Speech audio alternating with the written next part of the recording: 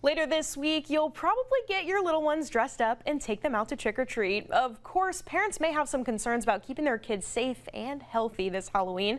Here to help is Dr. Susan Bankston with the Baton Rouge Clinic. Good morning, Dr. Bankston. How's it going? It's great. I'm so excited to be here. Halloween is such a fun time. Yes, and obviously a huge part of Halloween is costumes, getting dressed up. So tell us a little bit about how parents can help their kids stay safe with that. So you want to think about it. It makes sense, right? Kids don't really walk around in high heels all day long. So when we go out to trick or treat, let's get them in tennis shoes. That'd be the first thing, instead of those high heel shoes. The next thing would be make sure that their faces are open so that you can see through those holes. You may have to cut, if they're wearing a mask, you may have to cut bigger eye holes. I like makeup better than mask.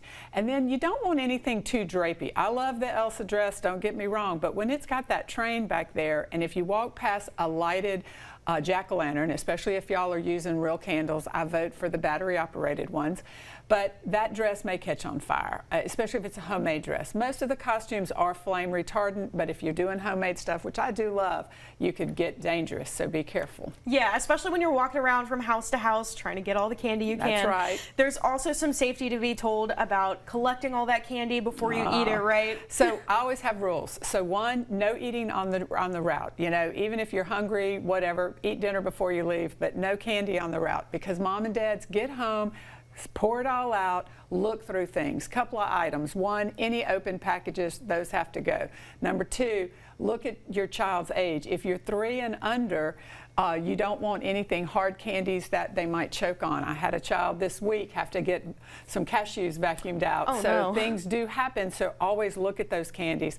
And lastly, I use the 24-hour rule. Let your kid eat some favorite ones that night, maybe the next day after school, but suddenly the Halloween fairy takes them all away so that they can come back next year. That way we don't get too many sweets. That's actually a smart idea that maybe I'll have to use for myself too.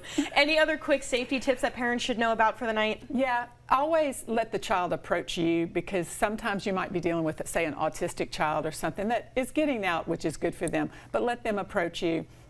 I usually offer my alternatives rather than hand them to them. And then the other thing is, remember peanut allergies and things like that. If you're a parent who has a child, it's your job first, but as a neighbor, I try to know who my peanut allergy kids are, and I might have a special pencil or something like that for them.